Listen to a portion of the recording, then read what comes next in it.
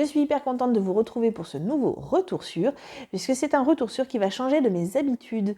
Oui, parce que au-delà du fait que j'ai déjà lu des romans autres que de l'imaginaire, mais c'était souvent dans le cadre de prix littéraires ou de rencontres, mais là, je l'ai vraiment fait pour moi, en fait. J'avais pas envie de mourir bête, tout simplement. On me l'a beaucoup recommandé. J'ai lu une lecture feel good, puisqu'il n'y a pas de sous-genre dans la littérature. Je refuse catégoriquement ce genre de réflexion à deux balles. Et la lecture feel good, c'est comme toutes les littératures, c'est fait pour vous faire plaisir. Hein. Vous pouvez vous faire plaisir avec n'importe quoi. La littérature feel good, ça porte bien son nom. Et j'ai commencé avec, on va dire, la reine de la littérature feel good, Virginie Grimaldi. J'avais hâte de lire un roman de Virginie Grimaldi. Je n'ai pas lu, je pense, le plus connu. J'ai pas lu euh, le dernier non plus. J'ai pris au hasard, en fait. Très sincèrement, je suis allée dans le rayon, dans le rayon où il y avait les Virginie Grimaldi à la bibliothèque où je suis bénévole, à la Bâtie. Et j'ai pris au hasard, vraiment. Et le hasard fait que je suis tombée sur le roman « Et que ne durent que les moments doux », édité chez Fayard. Et j'ai pris ma claque. Hein. Je vous le dis tout net, j'ai pris ma grosse mandale. Je vais déjà commencer par vous faire le résumé du livre et ensuite je vais vous expliquer pourquoi j'ai pris ma claque. Dans ce roman, on va suivre Élise, qui est divorcée. Elle a 2 grands-enfants, un chien, ou ce qui lui sert de chien. Elle va bientôt avoir 50 ans et son cadet quitte la maison et elle se retrouve toute seule et elle va devoir réapprendre à vivre seule ou presque avec le chien, on va dire. Mais voilà, elle va réapprendre à être une mère sans enfant à domicile en fait.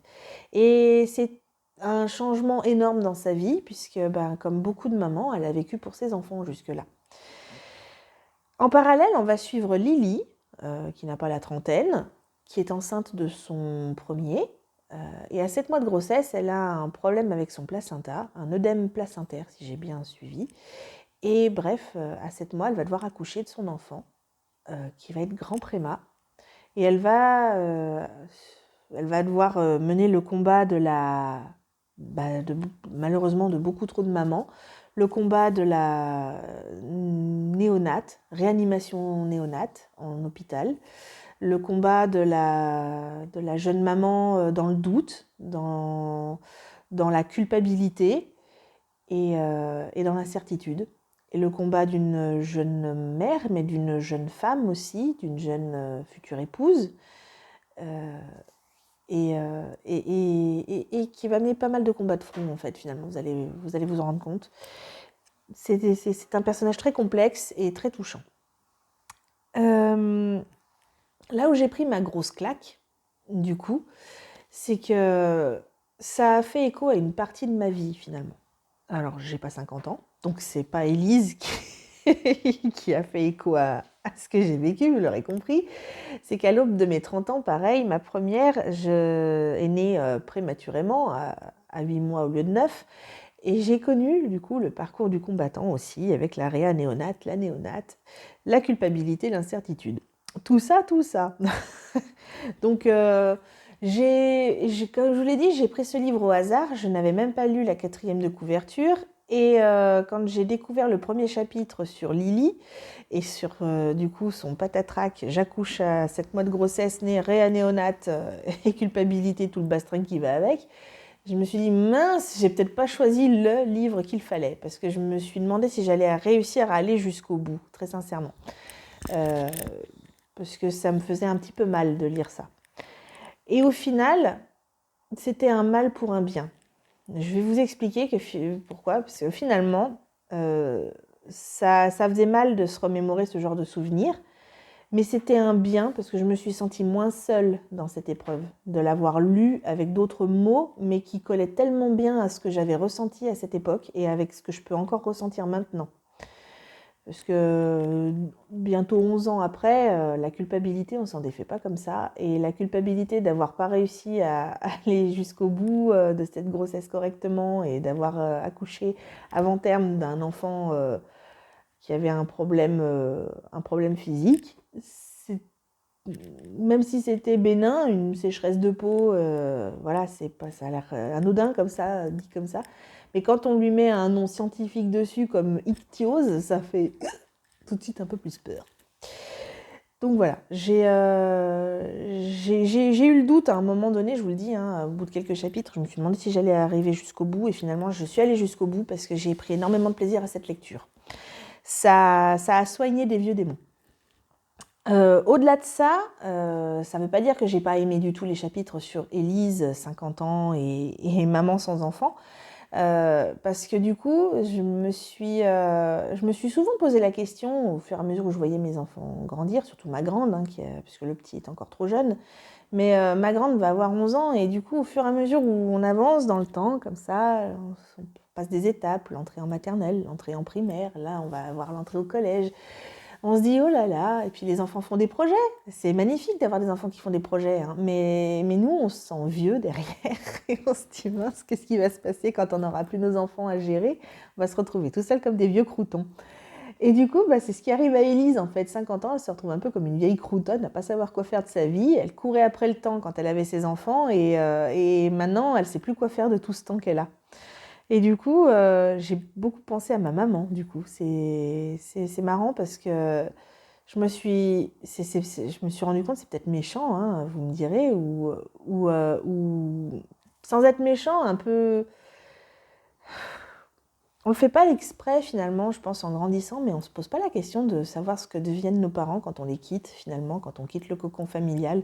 Et je ne m'étais jamais vraiment posé la question jusqu'à là, en fait, jusqu'à le lire avec Élise, à me dire, mais ça a dû faire quelque chose de terrible à ma mère quand j'ai dû lui annoncer, maman, je vais m'installer avec mon chéri, je vais être maman moi aussi.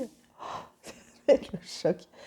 Donc voilà, j'ai eu une grosse pensée pour ma maman. Je ne lui ai pas encore dit, donc voilà, c'est fait. Maman, je t'embrasse. Et je pense qu'on va avoir une petite discussion.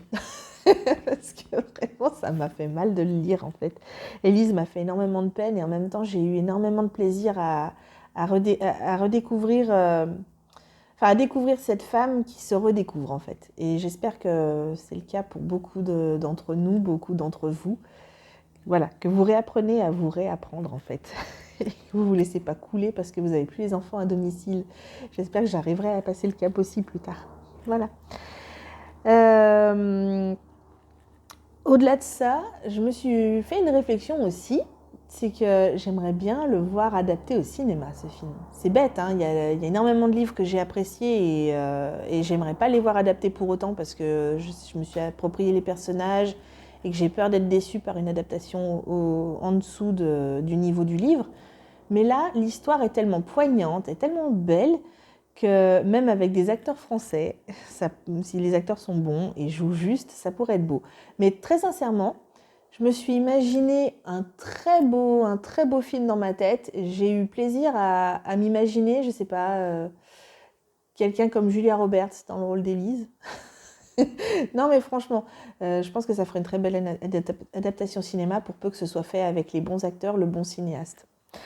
Voilà, très sincèrement aussi, pour continuer sur ma lancée, c'est un livre, je lui ai mis 5 étoiles sur 5 dans mon petit carnet de lecture parce que vraiment, pour une première lecture feel good pour moi, j'ai été soufflée. Voilà, c'est dit, c'est dit. Alors ça sera pas mon genre de prédilection, ça restera la fantaisie et le fantastique, et, un peu la SF, mais malgré tout, qu'est-ce que ça fait du bien de lire des livres. C'est une très belle plume. Virginie Grimaldi, j'ai été vraiment soufflée. Elle écrit très très bien. C'est émouvant. Et en même temps, il y a cette touche d'humour. Écoutez, elle écrit comme je le pense. Parce que du coup, je me suis vraiment... je me suis surpris à éclater de rire avec ces touches d'humour, avec ces tournures de phrases. C'était... Je peux que vous la conseiller. Voilà, vraiment, c'est une lecture qui fait du bien. il y aura forcément dans tout ce qu'elle a écrit un sujet ou un autre qui va peut-être plus vous toucher par rapport à d'autres, mais il y aura forcément quelque chose qui vous correspondra parce que je pense sincèrement que c'est quelqu'un qui écrit avec une âme.